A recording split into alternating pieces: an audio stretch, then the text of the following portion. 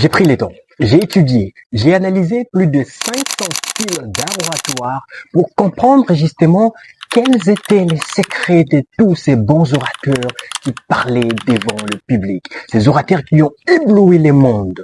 Mais je ne me suis pas arrêté là. Je suis venu chez toi, dans ton pays. J'ai étudié plus de 500 orateurs, meilleurs orateurs de ton pays, pour décortiquer quels étaient exactement le secret de ces orateurs. Dans cette vidéo, on va décortiquer tous ces secrets-là pour nous permettre de passer peut-être de communicateur à bon communicateur ou à hyper communicateur.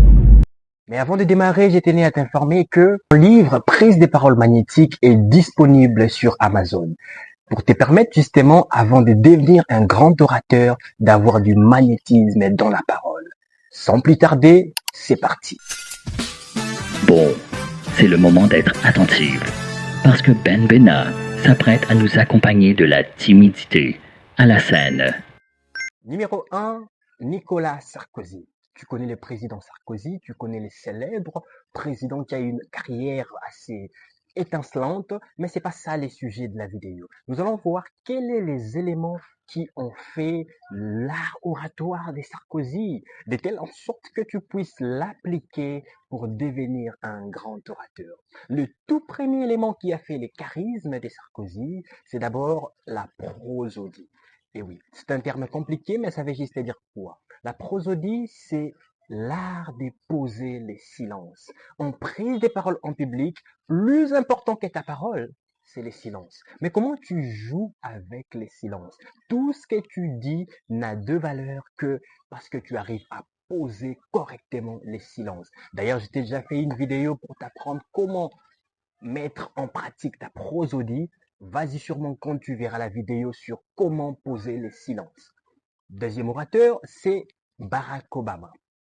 Qu'est-ce qui fait l'art oratoire de Barack Obama? Eh bien, la spécialité de Barack Obama, c'est dans l'accessibilité de ce qu'il dit. En prise des paroles en public, le public n'a pas le cerveau d'un dictionnaire. Ça veut dire quoi concrètement? Ça veut dire que si tu utilises des gros mots, tu parles avec des jargons assez reliés à ton domaine, un domaine qui est restreint, eh bien, le public ne va rien capter du tout. Ça veut dire quoi? Ça veut dire qu'à chaque fois que tu parles, tu dois utiliser des analogies, tu dois utiliser de métaphores, tu dois illustrer au plus bas, je dirais même au niveau terre à terre, justement pour permettre au public de tout bien comprendre ce que tu es en train de dire.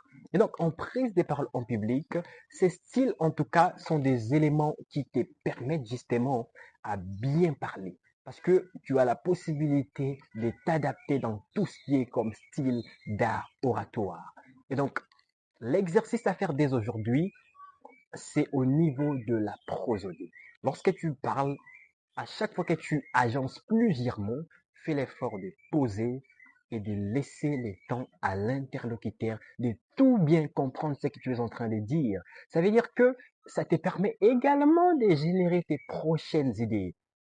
Très important en prise des paroles en public, ce sont des éléments qui permettent, entre autres, de générer de l'improvisation. J'ai déjà fait une vidéo sur comment improviser en public et la prosodie en tout cas est l'un de ces éléments en prise des paroles en public.